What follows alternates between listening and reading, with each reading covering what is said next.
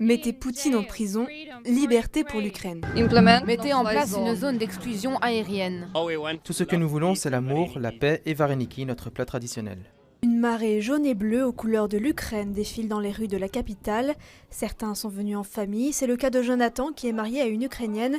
Sa belle-mère a pu revenir en avion le premier jour de la guerre. Elle a encore ses cousines et ses sœurs qui sont à Kharkiv, la ville qui malheureusement subit des bombardements réguliers.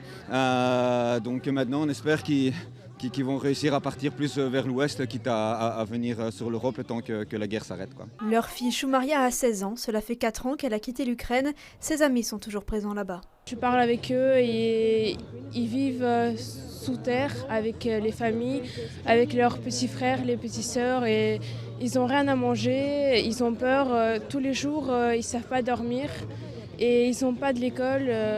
Karina est polonaise, son pays voit arriver tous les jours des centaines de milliers de réfugiés ukrainiens à la frontière.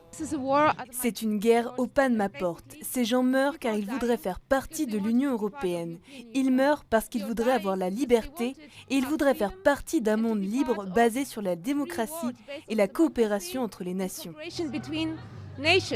Et puis il y a les Bruxellois qui viennent soutenir les citoyens ukrainiens et demandent une action européenne. Le problème, c'est que face à la folie de Poutine, même cet effort massif semble trop faible.